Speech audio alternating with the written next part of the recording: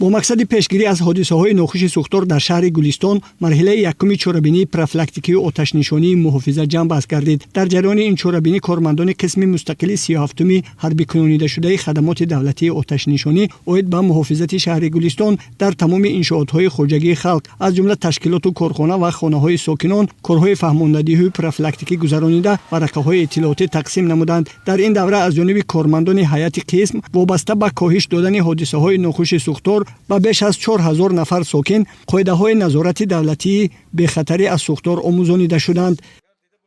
баҳри пешгирӣ намудани ҳодисаҳои нохуши сӯхтор дар миқёси шаҳри Гулистон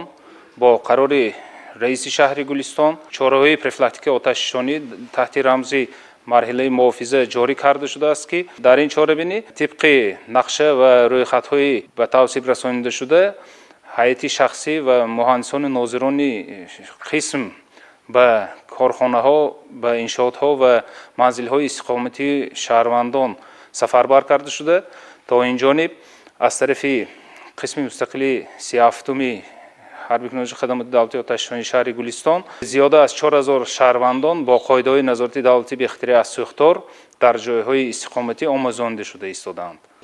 маврид ба зикр аст ки ҳодисаҳои нохуши сӯхтор асосан аз нодуруст истифодабарии таҷҳизоти газию барқӣ, оташбозии кӯдакон ва беаҳамиятии сокинон ба амал омада ба молу мулк ва ҷони сокинон зарар мерасонанд. новобаста аз гузаронидани тадбирҳои пешгирикунанда ҳастанд нафароне ки оқибатҳои зарари ҳодисаҳои сӯхторро нодида гирифта нисбати қоидаҳои бехатарӣ аз сӯхтор бепарвоӣ зоҳир менамоянд. аз оғози соли ҷорӣ то имрӯз дар шаҳри Гулистон 4 ҳодисаи нохуши сӯхтор ба қайд гирифта шуд ки ҳисороти умумии ин ҳодисаҳои нохуши сӯхтор 11000 сомониро ташкил дод. малакаи маҳорат ва кордонии кормандони қисми 37-уми ҳарбикунонидашудаи хадамоти давлатии оташнишонӣ оид ба муҳофизати шаҳри Гулистон сабаби он шуд ки зимни хомӯшкунии сӯхторҳо ба маблағи 1 миллион сомонӣ молу амволи сокинон аз хавфи оташ эмин дошта шуд.